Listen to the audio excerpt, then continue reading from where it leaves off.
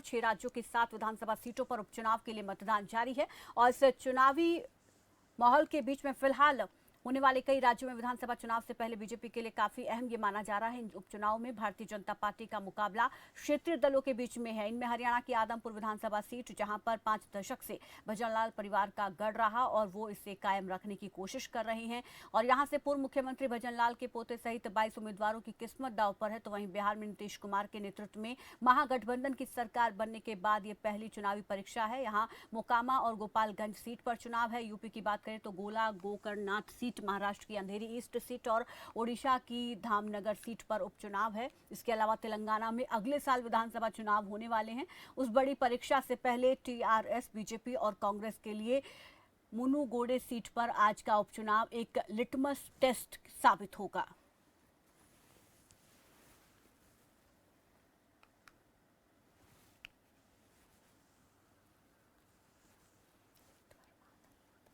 और वहीं इस पर ज्यादा जानकारी के साथ आदमपुर से संवाददाता अमित वर्मा हमारे साथ जुड़ गए हैं।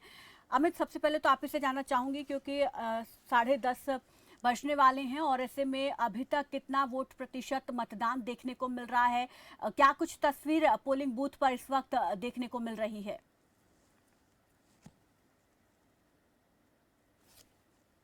तो बता दें कि आज 6 राज्यों की 7 विधानसभा सीटों पर उपचुनाव हो रहा है, जिसमें हरियाणा की आदमपुर सीट पर उपचुनाव बेहद महत्वपूर्ण माना जा रहा है क्योंकि कुलदीप बिश्नोई कांग्रेस छोड़कर बीजेपी में आए हैं। उनके बेटे यहां से चुनावी मैदान में हैं।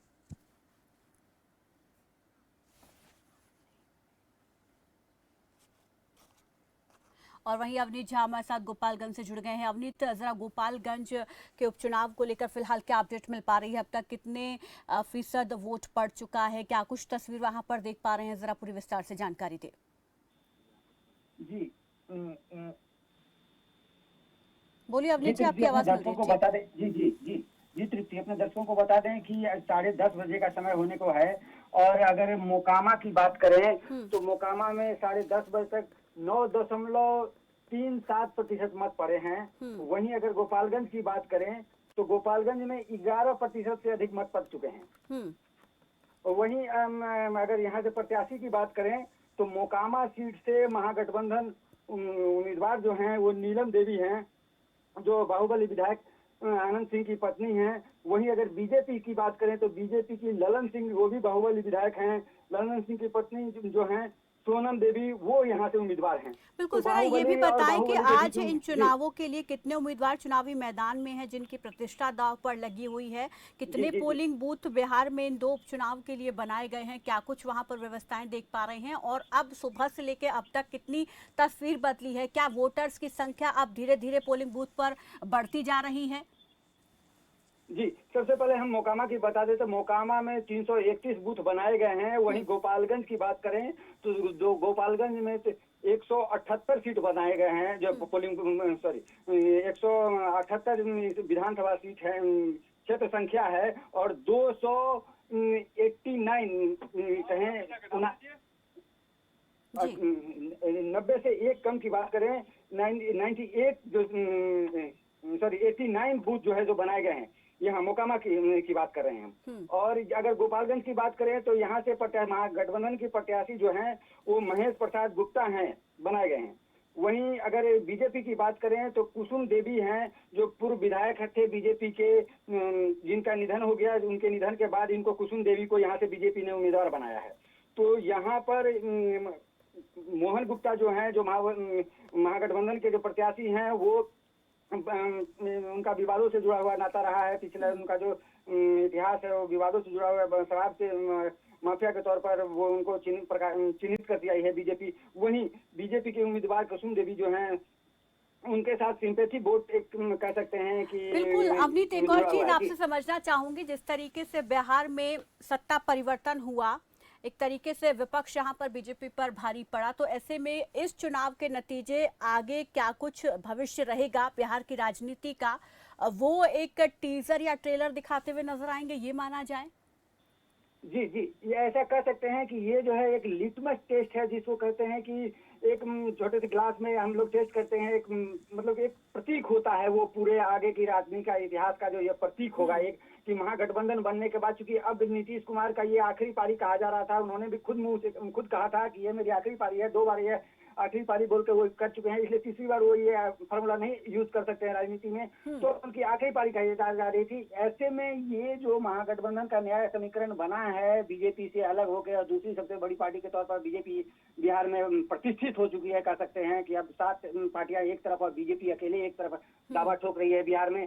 तो कहीं ना कहीं बीजेपी की स्थिति काफी मतलब विपक्ष में कोई दूसरा है ही नहीं, यही है कि सरकार और विपक्ष, ये दो के बीच में है पूरे बिहार में। ठीक है, अब महागठबंधन का आगे भविष्य क्या होगा, ये इस उपचुनाव के नतीजे जब 6 नवंबर को आएंगे तब उसके बाद तस्वीर पूरी तरीके से साफ हो जाएगी। वहीं आदमपुर में भी उपचुनाव के लिए सुबह से वोटिंग जारी है, वहां पर क्या अपडेट मिल पा रहा है उसके लिए रुक कर लेते हैं संवाददाता अमित वर्मा का। अमित, जरा बताएं फिलहाल आदमपुर उपचुनाव की वोटिंग को लेकर क्या अपडेट सामने आ रही है? आदि आदमपुर के वोटिंग की बात करें, लगभग 15% की वोटिंग हो चुकी है और लगातार मतदाता अब मतदान करने के लिए अपने घरों से निकलकर लगातार आ रहे हैं और जैसे जैसे दिन बढ़ता जाएगा और वैसे वैसे मतदान की वोटिंग बढ़ने की उम्मीद लगातार जताई जा रही है। जी, और अभी तक जितने भी बूथ यहाँ पर हैं वो भी बताएं, कितने बूथ बनाए गए हैं वोटिंग के लिए, और सभी जगह पर शांतिपूर्ण तरीके से वोटिंग हो रही है, कहीं से किसी प्रकार की कोई दिक्कत की कोई जानकारी नहीं मिली? जी बिल्कुल, आदमपुर उपचुनाव की बात किया तो आदमपुर उपचुनाव को लेकर 180 पोलिंग बूथ बनाए गए हैं, जिसमें से 37 संवेदनशील है और 39 अति संवेदनशील बूथ बनाए गए हैं। और जिसको लेकर यहाँ पर अभी तक की बात करें तो आदमपुर के अंदर 180 पोलिंग बूथों पर लगातार अभी तक शांतिपूर्ण मतदान की खबर सामने आ रही है। अभी तक कोई भी ऐसी कोई घटना नहीं हुई जिससे मतदान बाधित हो सके और लगातार पुलिस ने भी यहाँ पर सुरक्षा प्रबंध किए गए हैं और यहाँ पर हर बूथ पर यहाँ पर 7 से 8 पुलिस कर्मचारियों की ड्यूटी लगाई गई है, जो यहाँ पर व्यक्ति पर नजर रखे हुए है। जी बिल्कुल, आज मुख्यमंत्री की तरफ से भी जो है जनता से अपील की गई है, आदमपुर की जनता से अपील की है कि रिकॉर्ड तोड़ मतदान कीजिए, नया इतिहास बन जाए, और तमाम नेताओं की तरफ से भी इस तरीके की अपील जनता से की गई होगी। तो उसका कितना असर यहाँ पर देख पा रहे हैं, उस हिसाब से क्या लोग घरों से बाहर निकल रहे हैं अब धीरे धीरे जैसे जैसे दिन बढ़ रहा है? जी बिल्कुल, जिस तरह पहले यहाँ पर लोग लगातार पिछले चुनाव हुए थे, यहाँ पर काफी घटनाएं सामने आ रही थी, लेकिन जिस तरह अभी तक उपचुनाव की बात किया तो अभी तक लोग लगातार जागरूक होकर यहाँ पर चुनाव करने के आ रहे हैं और यहाँ पर अभी जितने भी लोग यहाँ पर मतदान के अंदर है वो कोई भी पुलिस कर्मचारी उनको अंदर नहीं रहने दिया जा रहा है, उनको तुरंत बाहर निकाल दिया जाता है और लगातार जागरूक होने के बाद अपने यहाँ पर हर व्यक्ति यहाँ पर मतदान करने के लिए आ रहा है। और जैसे कि पिछले चुनाव हुए थे, पिछले चुनाव में यहाँ पर पहले काफी घटनाएं हुई थी, जिससे लोग अब समझदार होकर अब लगातार शांतिपूर्ण मतदान करने के लिए आगे आ रहे हैं, जिसका आज जो मुख्यमंत्री ने अपील की गई आदमपुर की जनता से कि शांतिपूर्ण मतदान करे, उसी का नतीजा भी आज देखने को मिल रहा है। लगातार लोग यहाँ पर मतदान करने के लिए लगातार शांतिपूर्ण आ रहे हैं और अभी तक 180 पोलिंग बूथों की बात किया तो अभी तक शांतिपूर्ण मतदान है। बिल्कुल, 10:30 बज चुके हैं और अभी तक क्या प्रशासनिक अधिकारियों की तरफ से यहाँ पर जो है मौके पर पहुंचकर निरीक्षण किया गया है तमाम चीजों का कि सब कुछ शांतिपूर्ण तरीके से? जी बिल्कुल, यदि पुलिस प्रशासन की बात करें, पुलिस प्रशासन के जो पुलिस अधीक्षक लोकेंद्र सिंह है वो सुबह से यहाँ पर सभी बूथों का दौरा कर रहे हैं। उन्होंने साफ तौर पर किया कि यदि कोई भी असामाजिक तत्व चुनाव को बाधित करने के लिए मौके पर पहुंचे उसके खिलाफ कड़ी कार्रवाई की जाएगी और अन्य जो बीजेपी के प्रत्याशी है, बीजेपी नेता है या इनेलो की बात करें, सभी प्रत्याशी भी लगातार बूथों पर जाकर लगातार जानकारी ले रहे हैं कि किस प्रकार का मतदान चल रहा है। और अभी कुछ देर पहले यहाँ पर आम आदमी पार्टी के उम्मीदवार सत्येंद्र सिंह ने भी अपने परिवार के साथ मतदान किया है और उन्होंने जिसका दावा भी किया है। बिल्कुल, और किस किस ने अभी तक वोट डाल दिया, जरा हमें ये भी बताएं। अधिक मतदान की बात करें तो लगभग सभी प्रमुख 2 पार्टी, 4 प्रमुख पार्टियां, इनेलो की बात किया है, इनेलो के जो प्रत्याशी कुड़ाराम, उन्होंने लगभग 9 बजे के आसपास मतदान किया था बालसमंद के अंदर। और सबसे पहले की बात करें तो लगभग 7 बजे के आसपास जब वोटिंग शुरू हुई तो सबसे पहले आदमपुर के बूथ नंबर 54 पर वोटिंग करने के लिए कुलदीप जो बीजेपी के नेता है अपने परिवार के साथ मतदान करने के लिए पहुंचे थे और लगभग कुछ देर पहले, आधा घंटा तक पहले की बात करें तो आम आदमी पार्टी के उम्मीदवार ने भी अपना मतदान कर दिया है और कांग्रेस के प्रत्याशी ने अभी तक अपना कोई मतदान नहीं किया है। जी, शुक्रिया अमित हमारे साथ जुड़ने के लिए, इस तमाम जानकारी के लिए। तो यहाँ पर वोटिंग प्रक्रिया अभी फिलहाल शांतिपूर्ण तरीके से चल रही है, जैसे जैसे दिन बढ़ रहा है वैसे वैसे पोलिंग बूथ पर लोगों की संख्या भी बढ़ रही है और कई दिग्गजों की तरफ से भी वोट डाल दिया गया है। कुलदीप बिश्नोई ने वोट डाला है, इसके अलावा आम आदमी पार्टी के जो प्रत्याशी हैं सत्येंद्र, उनकी तरफ से भी वोट डाल दिया गया है। और चलिए अब रुक कर लेते हैं उत्तर प्रदेश में भी, क्योंकि आज एक सीट पर उपचुनाव हो रहा है, तो वहाँ पर क्या कुछ वहाँ की अपडेट है उस पर जानकारी के लिए रुक कर लेते हैं यूपी से राजनीतिक संपादक संजीव कपासिया का। संजीव जी, क्या कुछ जानकारी वोटिंग को लेकर फिलहाल मिल पा रही है?